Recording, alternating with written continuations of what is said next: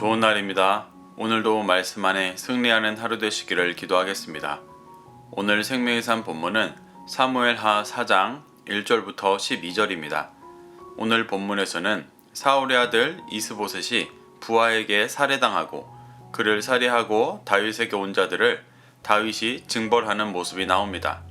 이 구절들을 통해 하나님께서 무엇을 말씀하시는지 한 절 한 절 살펴보도록 하겠습니다. 1절입니다.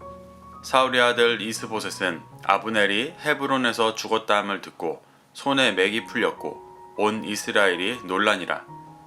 이스보셋은 아브넬이 죽었다는 이야기를 듣고 손에 맥이 풀렸다고 나옵니다. 여기서 손은 힘, 능력을 뜻하고 풀렸다의 원어 라파는 가라앉다, 떨어지다 라는 것을 뜻합니다. 그의 힘과 능력이 가라앉고 떨어져 약해졌음을 보여주는 것입니다. 또 온 이스라엘이 놀랐다고 나옵니다.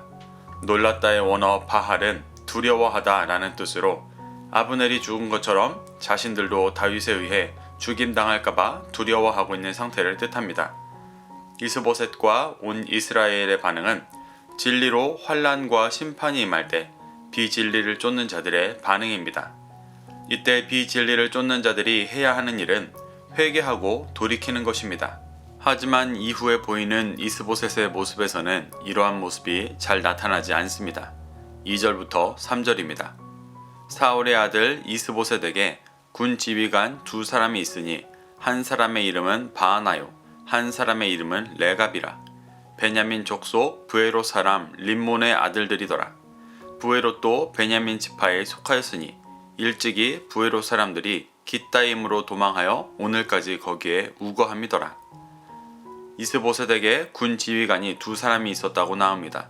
그들은 바하나와 레갑으로 베냐민 지파 브에롯 사람이었습니다. 브에롯은 여호수아 때 이스라엘과 언약을 맺은 기브온의 네 성읍 중 하나로 이스라엘로 돌아온 가나안 족속들이었습니다. 이들은 진리를 쫓아 이스라엘이 되어 베냐민 지파가 되어 살아가고 있었습니다. 그런데 사무엘하 21장 2절을 보면 사울이 이들을 죽였다고 나옵니다. 브에롯 사람들은 엄연히 이스라엘로 들어온 자들이었음에도 사울은 잘못된 영적인 기준으로 이들을 이방인으로 여기며 죽인 것입니다.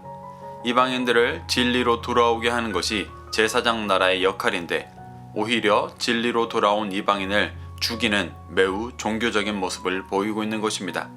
그래서 3절을 보면 이들이 깃다임으로 도망하였다고 나옵니다.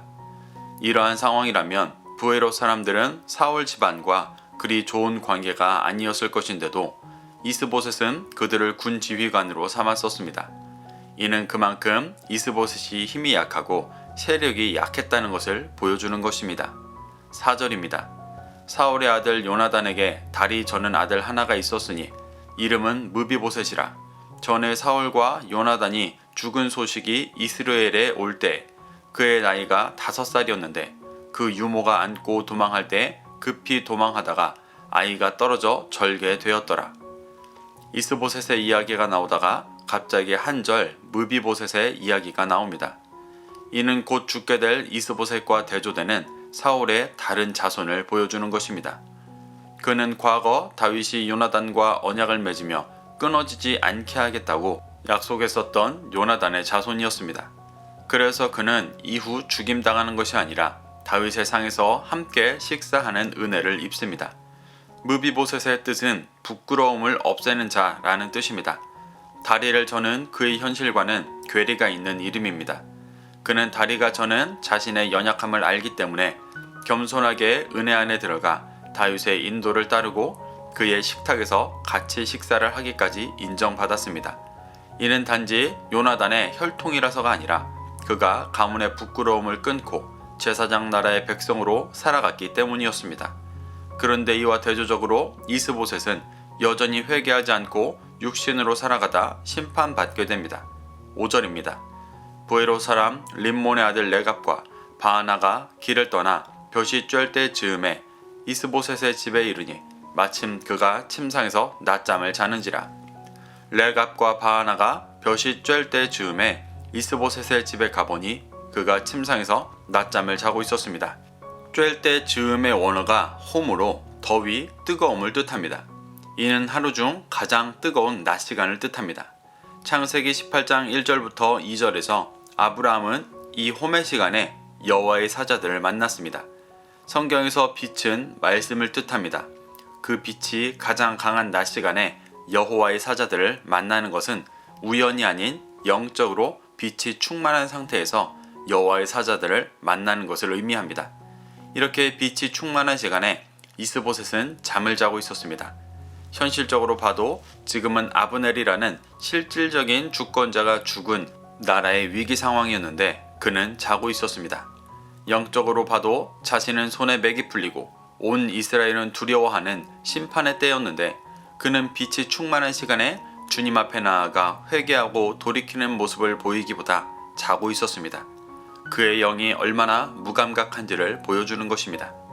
데살로니가 전서 5장 2절부터 3절에는 빛이 충만히 임하는 주님의 때, 심판의 때가 도둑같이 온다고 말합니다. 이때 이스보셋은 평안하다, 안전하다고 말하며 자고 있는 것입니다. 그런 자는 멸망에 갑자기 이르러 결코 피하지 못한다고 기록되어 있습니다. 이스보셋은 회개하고 돌이켜 영적으로 가장 민감하게 반응해야 할 때 평안하다, 안전하다 하며 결국 도둑같이 오는 심판을 피하지 못했습니다. 6절부터 7절입니다. 레갑과 그의 형제 바하나가 밀을 가지러 온치하고 집 가운데로 들어가서 그의 배를 찌르고 도망하였더라. 그들이 집에 들어가니 이스보셋이 침실에서 침상 위에 누워있는지라. 그를 쳐 죽이고 목을 베어 그의 머리를 가지고 밤새도록 아라바 길로 가. 레갑과 바하나는 침실에서 침상 위에 누워있는 이스보셋의 배를 찌르고 목을 베어 다윗에게로 향했습니다. 이 모든 일이 종교적인 헛된 믿음으로 기드온 족속들을 죽였던 비진리인 사울의 열매였고 회개할 기회가 있었음에도 회개하지 않고 자고 있었던 이스보셋의 삶의 열매였습니다. 또 사울이 비진리로 통치하며 자신의 유익만을 쫓도록 나라를 인도했던 것에 대한 열매이기도 했습니다. 8절입니다. 헤브론에 이르러 다윗 왕에게 이스보셋의 머리를 들이며 아뢰되 왕의 생명을 해하려 하던 원수 사울의 아들 이스보셋의 머리가 여기 있나이다. 여호와께서 오늘 우리 주 되신 왕의 원수를 사울과 그의 자손에게 갚으셨나이다 하니 레갑과 바하나는 이스보셋의 머리를 다윗에게로 가져가 드렸습니다. 그러며 자신이 마치 다윗을 위해 원수를 갚았고 여호와께서 다윗의 원수를 갚아주시기 위해 자신들을 통해 역사하신 것처럼 말합니다. 물론 모든 일은 하나님께서 주관하시고 역사하시지만 이들은 그런 하나님의 뜻에 순종하고 따르기 위해 이스보셋을 죽인 것이 아니라 자신의 유익을 위해 죽인 것이었습니다. 자신의 원수를 갚고 또 다윗에게 큰 상을 받기 위해 행한 일이었습니다. 그런데 이들은 마치 하나님의 뜻을 이루기 위해 한 일이고 하나님께서 행하신 일이라고 말합니다. 이것이 비진리를 쫓는 자들의 모습입니다. 사울도 그러했고 아브넬도 동일했습니다. 자신의 유익을 쫓아 행한 일을 하면서 하나님의 뜻인 것처럼 말하고 행동합니다. 이는 매우 종교적이고 표면적인 신앙생활을 하는 자의 모습입니다. 이런 신앙의 결과 또한 결국 심판을 받게 됩니다. 9절부터 12절입니다. 다윗이 부에로 사람 림몬의 아들 레갑과 그의 형제 바하나에게 대답하여 그들에게 이르되 내 생명을 여러 환난 가운데서 건지신 여호와께서 살아계심을 두고 맹세하노니 전에 사람이 내게 알리기를 보라 사울이 죽었다 하며 그가 좋은 소식을 전하는 줄로 생각하였어도 내가 그를 잡아 시글락에서 죽여서 그것을 그 소식을 전한 가품으로 삼았거든. 하물며 악인이 의인을 그의 집 침상 위에서 죽인 것이겠느냐.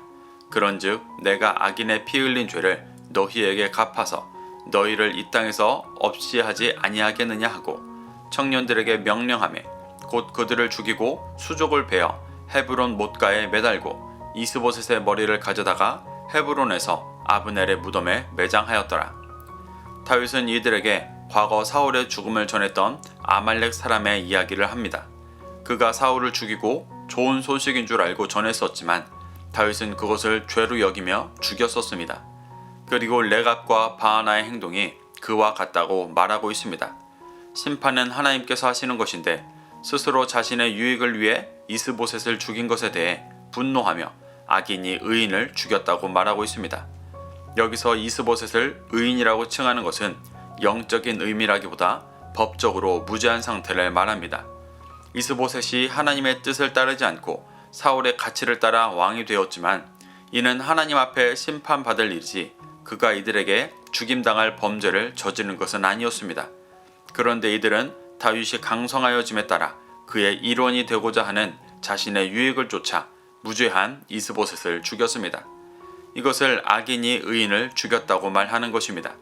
이것은 이스보셋이 비록 낮잠을 자고 있었지만 그가 회개할 기회조차 박탈한 큰 죄였습니다.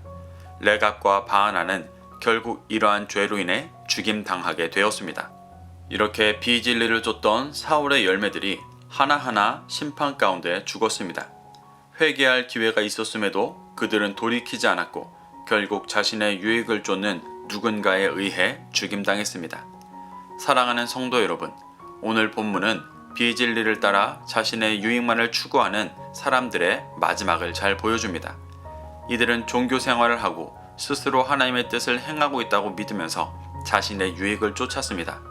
겉보기에는 하나님이 행하실 일과 비슷한 결과를 내고 있었지만 결국 그 목적은 제사장 나라가 되는 것이 아닌 자신의 유익을 쫓는 일이었습니다. 이 말씀을 교훈 삼아 자신을 돌아보게 되시기를 바랍니다. 그래서 하나님께서 깨닫게 하시는 회개의 기회를 놓치지 말고 마음을 주님 앞에 새롭게 해 다윗과 같이 제사장 나라를 세우고 다시 오실 주님의 때를 준비하는 중심이 되시기를 소망합니다. 오늘도 이 말씀을 심령에 새겨 승리하는 하루 되시기를 기도하겠습니다.